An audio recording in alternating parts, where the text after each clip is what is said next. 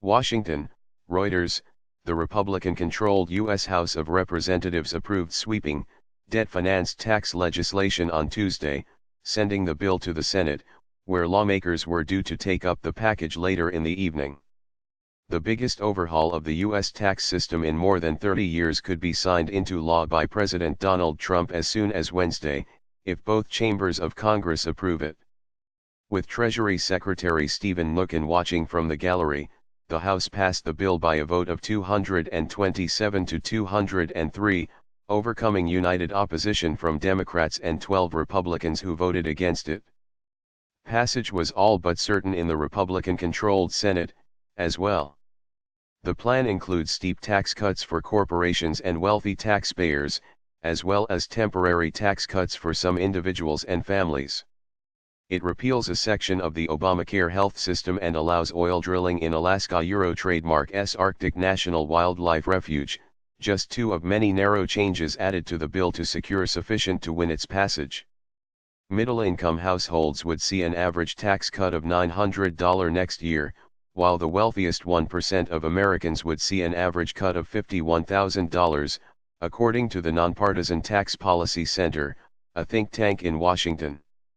Republicans insist the package will boost the economy and job growth. They also see the measure as key to retaining their majorities in the House and Senate in elections next November. Day, we give the people of this country their money back.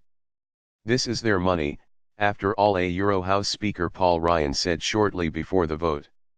Ryan was interrupted twice by protesters. Trademark relying, one woman shouted. Democrats say the bill will widen the income gap between rich and poor Americans, while adding $1.5 trillion over the next 10 years to the mounting $20 trillion U.S. national debt.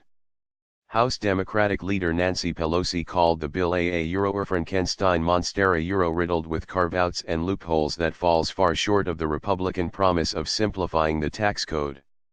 This monster will come back to haunt them, she said on the House floor.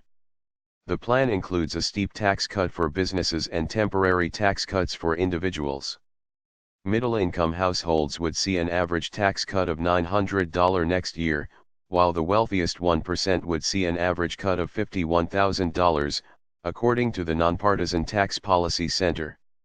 Some 52% of adults oppose the tax plan, while 27% support it, according to Reuters/Ipsos polling.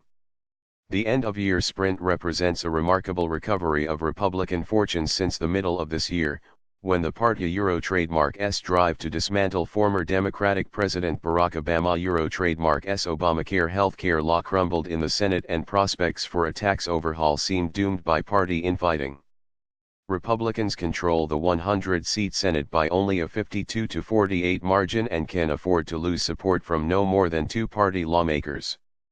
Republican Senator Jeff Flake was still undecided on Tuesday.